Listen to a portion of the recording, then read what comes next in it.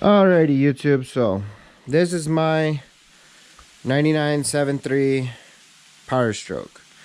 I'm gonna take you guys on the journey of rebuilding the entire front suspension, leaves, shackles, tie rods, ball joints, the whole 9 yards.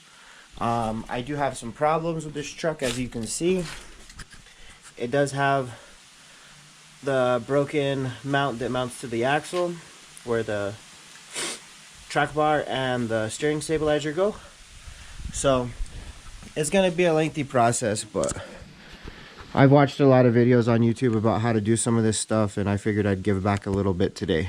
So we got the common factory battery problem here. Okay, it's loose, you can't tighten it, it's a piece of shit. You just replace it. The way I've done all the other ones is the marine style, like that. So as you can see over here, we have the grounds all nice and tight, not going anywhere. The power, and there's plenty of room on there for your big audio wire upgrades.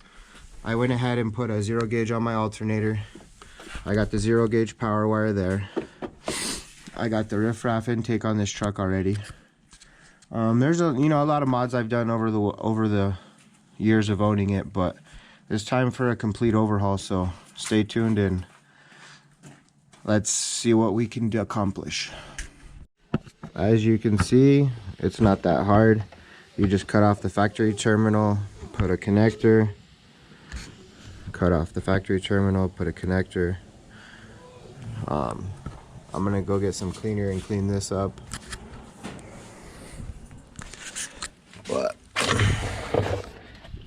now I don't have to worry about this shit anymore, causing my torque converter not to engage, causing the overdrive light to blink, causing it not to start. This fix will definitely help with a lot of problems. So, I mean, it's only a couple bucks. The parts are I got them from AutoZone. They're just marine terminal connectors. You get the red one and the black one. Here's the packaging here. And there's the part number there. So hope this video helps you guys out, and stay tuned for what is to come, as I do have a whole entire series coming on this truck. I got everything there for the front end.